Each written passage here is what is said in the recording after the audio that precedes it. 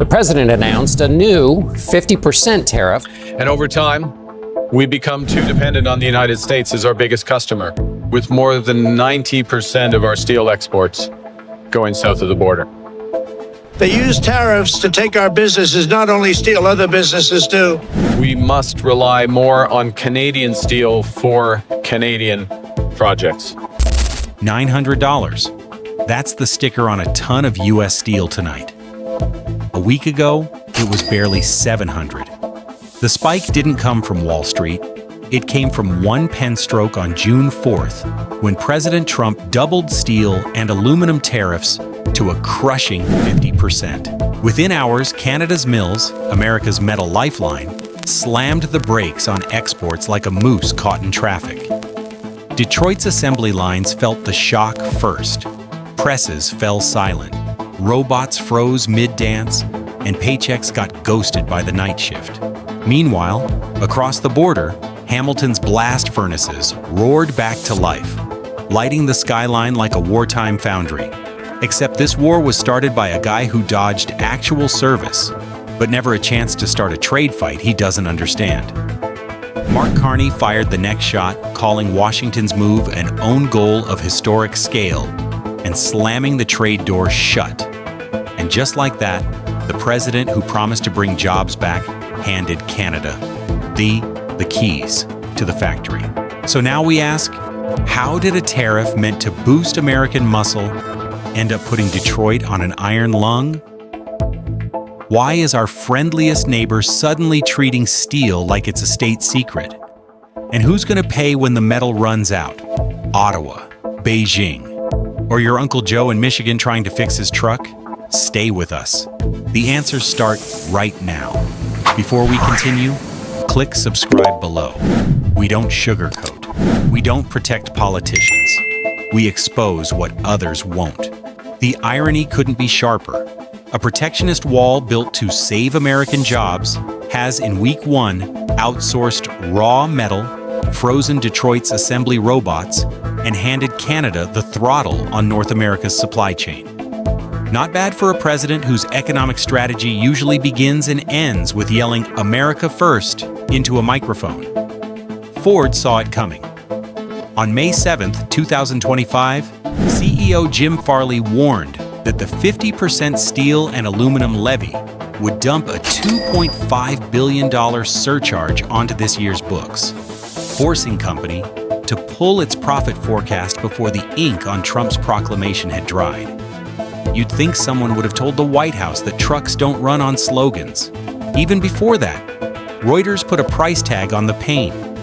On March 4th, analysts projected tariffs could inflate the price of Mexico-built models by up to 25%, roughly $2,000 per mid-size crossover. But who needs affordable cars when you can have a steel crisis and a trade war? Sticker shock rippled through showrooms by the next weekend. Dealers from San Antonio to Seattle slapped temporary surcharges on import-heavy trims. Factory order banks slowed to a crawl, while the president, who promised a manufacturing renaissance, managed instead to launch a full-blown recession dress rehearsal. But the deepest bruise landed in the jobs ledger. By April 4th, Michigan's unemployment rate hit 5.4%, the worst in the nation, and a full point above the U.S. average. Economists pointed to one missing ingredient: Canadian coil. A single ton of steel now costs $900, and at River Rouge, Ford's iconic foundry is burning through a six-figure metal bill every 3 minutes. Multiply that across a 1.5 million truck run, and the math tops $1.3 billion before a single wage or drop of paint. Though no word yet if Trump considers that a great deal. Capitol Hill took notice.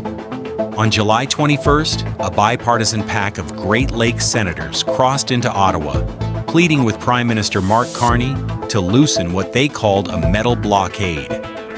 Carney offered only talk of export quotas, because unlike Trump, he didn't mistake a campaign rally for a supply chain strategy. The takeaway?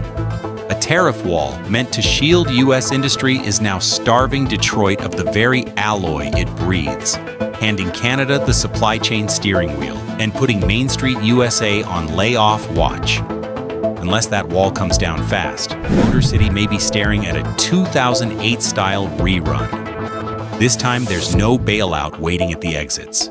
Just the bill from another Trump deal. Alberta isn't swinging back at Trump's tariff barrage.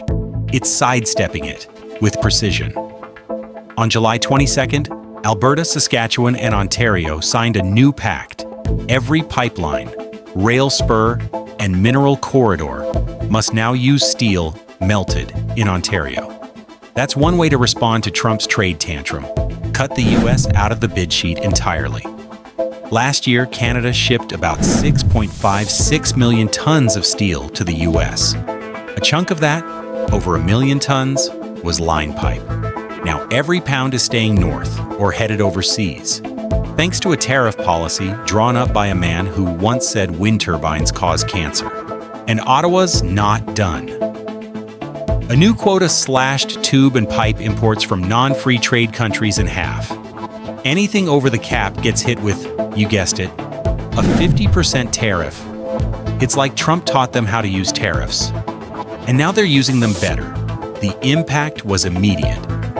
U.S. energy contractors, already importing 40% of their oil country tubular goods, watched prices spike.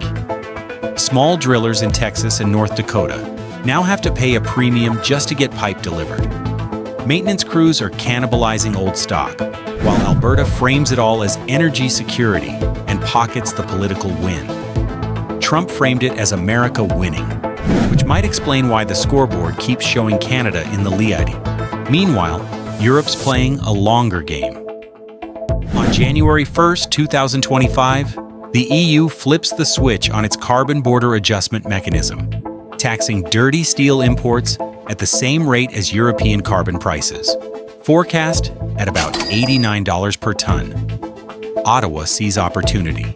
Back in February, analysts at Anthesis declared Canada's hydro-nuclear grid makes its coil CBAM ready, low carbon, high value.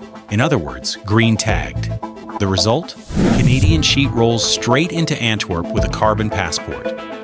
U.S. slab, mostly coal-fired, gets red flagged, tariffed, and ignored. Another win for Canada, courtesy of a White House that still thinks clean energy is just liberal code for expensive. For American families, the picture's worse. The Tax Foundation pegs Trump's tariff policies at a $1,296 hit per household this year. That's an entire month of groceries sacrificed at the altar of bad economics. Detroit executives now face a brutal choice: pay Europe's carbon toll or eat a 50% tariff at home. Either way, margins collapse yet again, thanks to a trade policy drawn up by someone who thought trade deficits meant America was losing. And Brussels? They're not building walls. They're building carbon toll gates that reward clean production. Canada walks right through. The U.S., still 63% coal-fed, gets stopped at the border. So the supply chain moves, as it always does, toward the smarter lane. Trump built a tariff fence to shield American jobs. Brussels built a carbon gate that redirects them. And Mark Carney just opened Canada's side door. Your move, Washington. Will you sprint for clean steel or double down on rusty policy and hope the world waits? Because 50% sounded like a job shield. But it turned out to be a steel trap. One that Trump set, walked into, and now insists is working just fine. If you're into stories like this, make sure to hit that subscribe button so you don't miss what's coming next.